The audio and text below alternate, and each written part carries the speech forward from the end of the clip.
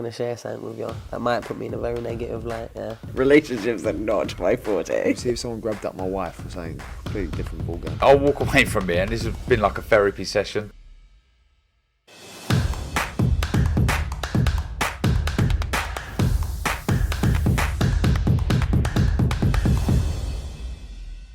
Oscar Bevis, IFL TV, proudly sponsored by The Last Tony. Good to see Felix back in the ring tonight. Thanks for giving me some of your time, of course, as always. Just good to see him back out, and I know there's bigger things ahead, more meaningful fights, but good to see him back out and getting a win. Yeah, definitely. You know, he's been inactive, and he needed to get them rounds under his belt. Obviously, everyone likes to see knockouts, and Felix has had plenty of them, but you know, the rounds are being valuable, and it's only his second fight of the year, and obviously it was upper weight as well, up at super middleweight, and the guy was a strong guy, and but yeah, I'm just pleased he got the win and just get a bit of momentum going in his career.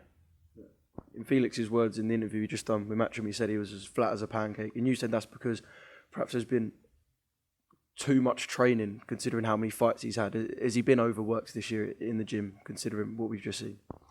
Oh, definitely, yeah. So he done like a 10-12 week camp for the fight in the summer that he had to pull out on the day of the fight because he was sick, and then he done another full camp after that, and obviously the show got called off, so a couple of days before, so he's done 2 full camps, and then obviously this fight here he's had another. It's just too much training and not enough competing, and that's what can happen. You can go flat, and I think he needs like a couple of weeks out of the gym now, and then start getting ready for 2023.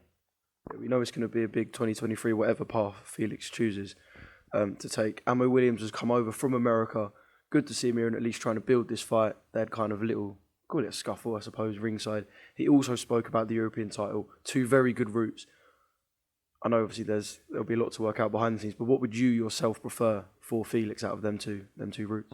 Whatever is the best for him, and like you say, he's mandatory for the European title, and if they can put an eliminator for the world title on the Amo Williams fight, and then obviously that's very interesting, and as you say, Amo Williams has come over to spice up the fight, and it didn't take long to Felix to wind him up. So yeah, it'll be something big in 2023. And as I say, he needs a couple of weeks out of the gym now completely and switch off, and then reboot himself, and then get a good camp in for his next fight.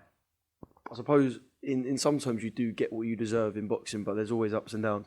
For Felix, considering the hard year he's had, perhaps the hard 18 months that he's had, is he someone who next year deserves to get the opportunities for a really big year? Because he has had a bit of a tough time, and perhaps a tough time at times hasn't been down to him as well.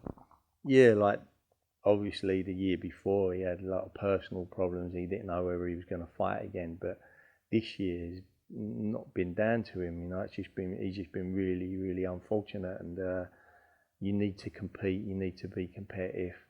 And boxing actually on the night in the ring is the only way you can keep sharp and keep your momentum going. And he ain't had that all year, so tonight will be good for him.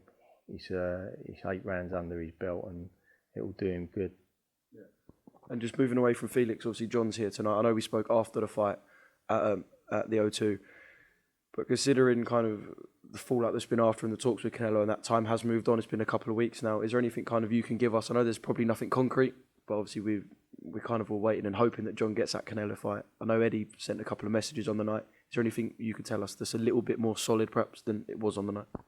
I think there's just talks going on at the moment. I believe Eddie Reynoso is quite agreeable to the fight, and it's just about whereabouts really. I think they're looking to do it in England, but I think it's like that's what they're looking at now, but I think that John will probably be Canelo's next opponent. Yeah. And just one more thing, I know Conor's been back in the gym and he has been training as well. I know there's kind of not too much that you've been wanting to say perhaps over the last month, because there's a lot going on behind the scenes that's not really in your control. There's a lot of legal stuff, but is there anything you perhaps can tell us about any form of update surrounding Conor?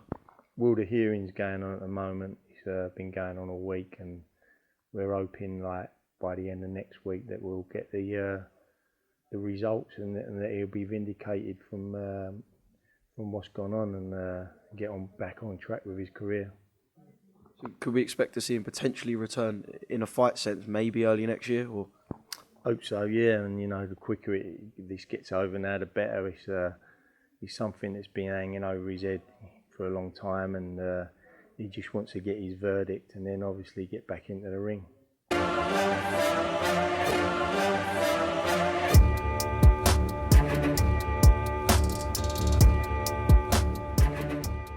I'm going to share something with you that might put me in a very negative light, yeah. Relationships are not my forte. See if someone grabbed up my wife or something, completely different ballgame. I'll walk away from it, and this has been like a therapy session.